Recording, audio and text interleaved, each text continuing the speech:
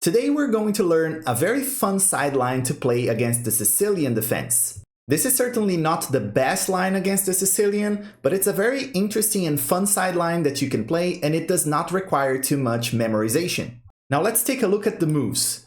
Sicilian defense starts when you play e4 and your opponent responds by playing c5. And here you're going to surprise your opponent by playing d4 straight away.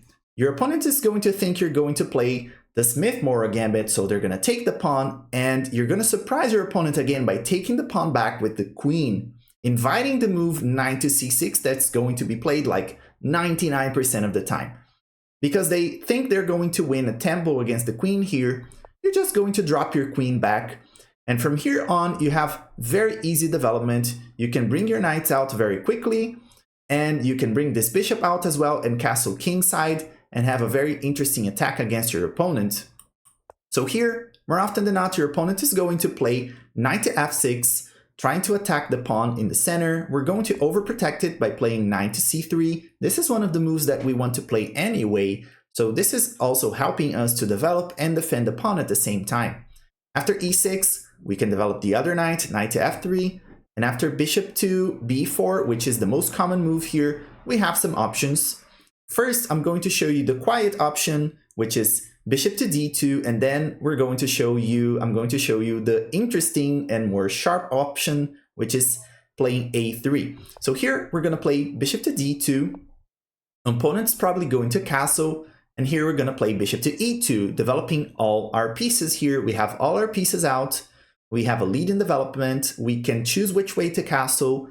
Very interesting game for us here. And after d5, takes, and we castle. This position actually, even though it looks a little weird, it was reached by two super grandmasters in 2018, some years ago. So this was reached by Fabiano Caruana playing white against Levon Aronian in 2018. So this position, even though it looks like a little amateurish, it was actually reached by two super grandmasters. It was quite of a transposition, but it's the same exact position. But here, Aronian played actually this move, h6, but the most popular move here for black is actually playing rook to e8. And after rook to e8, we can play a3, kicking the bishop away. If they drop it back, if they trade, we just capture back with the bishop, but if they drop back, we just keep attacking it, b4, and after the bishop is all the way back to c7, we have a very simple game plan here. Bringing the bishop there to g5 and centralizing the rooks, we can keep attacking this pawn right here, eliminating this defender and keep attacking this pawn. And it's a very interesting game for us. We have an open game, and it's a great game for white. And this is a slight advantage for white in this position, and it's a arguably good game for white here. Of course, we can go for different strategies here. So that was the quiet move, bishop to d2, but what if we play a3? This line is even more interesting because it's sharper, and your opponent might think they're going to win a pawn here, or at least destroy your pawn structure on the queen side, because they might think, oh, I can take this knight here, and I can force white to take back with the pawn, because if they take back with the queen, they have no defenders for this pawn, and I can just go ahead and grab it. And I trust me guys, a lot of people will fall into this, and you are going to let this happen. They're going to take your pawn, you capture back with the queen, not with the pawn, because you want your opponent actually thinking they're actually winning a pawn here. By taking this pawn, they're actually not winning a pawn, because we're going to win this pawn right back with this move. Queen takes g7, and now we have lots of threats going on. We're threatening to take this rook in the corner, so they have to address this issue first before anything else. Okay, so they're not winning a pawn. The materials is equal here, but there's an advantage for white because we have a better position. The best bet for black here is to defend the rook indirectly by playing queen to f6. So it's like an X-ray defense. It's a very interesting way to defend this rook.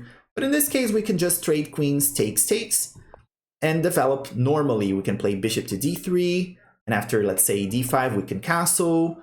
After bishop to d7 from black, we can just keep playing this in a very straightforward manner, we can develop our bishop, play b4, centralize the rooks. And this position is +2 for white, even though material seems to be equal. It's +2 for white because white has easier development. We have the bishop pair. We have a safer king. Our king is castled already, and black's king is very unsafe. And it's discouraged to castle either way because the pawn structure is not good here. They're not going to be willing to castle king side and be, open and exposed. And queen side doesn't seem really very interesting either because these pawns are pretty much gone. And this position is actually much better for white here. Of course, opponent doesn't have to go for that. In this case here, instead of moving the queen, they can actually move the rook, trying to defend the rook this way by taking it out of range here from our queen. But here we have a very powerful move, even more powerful, which is bishop to h6. And now we're lining up against this rook, and we are going to win at least an exchange here. So now it's very difficult for black to defend here. The best defense for black is to play queen to e7, defending the rook here. But anyway, if they do that, they are losing the exchange. We can just take the rook, and after they capture back, we take the queen, and they capture the bishop, and we are up the exchange here. This is the simplest way to go here. Then we can just develop this bishop, castle, not here, but castle long, and we have a great game of chess for white here. We are just much better. This king cannot castle. Pawn structure for black is not really nice. This bishop is really sad. This rook is really sad. They have a hard time to develop. For us, it's just simple. We just play here. We can just castle long or short. We can choose. And it's a great game for us. Of course, this is not the only move they have in this position. They can go even much worse and play king to e7, for example. If they play anything else in this position, let's say a silly move like pawn to the center, we can just win the rook, and after king moves, we can trade the queens, and we're up a full rook. But if they play, let's say, king to e7, we can still go for the trade. We can still take this rook here, and we would still be winning. We would still be up the exchange. So if you want to simplify that, we can do that. But we have a stronger move here, which is knight to g5, attacking this knight. This knight is loose here, so they have to drop it back.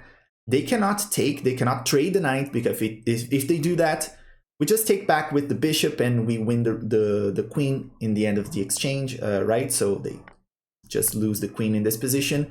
So this is not an option for black, taking the knight. They have to drop it back. And as they do that, we can just go ahead and develop the bishop here, bishop to d3. After, let's say, knight h5 hitting our queen, we can now go ahead and take the rook and trade everything. And at the end of the variation, we still have this capture, taking yet another pawn with check. Best move here for black is just king g7. But this knight is protected by the bishop. We don't have to drop it back necessarily. If you want, you can drop it back. It's not a bad move.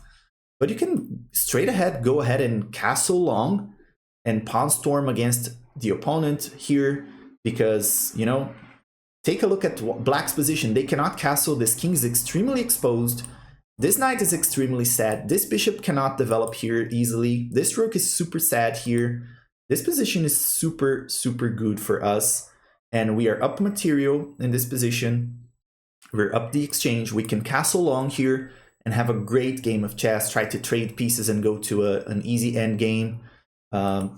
This position is in crumbles for black. We are just super winning here. So if you liked this video, if you liked this fun sideline to play, of course it's not the best sideline, it's just a fun sideline to play. And remember, I like to play chess to have fun and enjoy the game, which is the #1 goal for me. Please leave a comment down below, leave a like in this video, share with your friends, subscribe to the channel for more, and as always, I see you guys in the next video.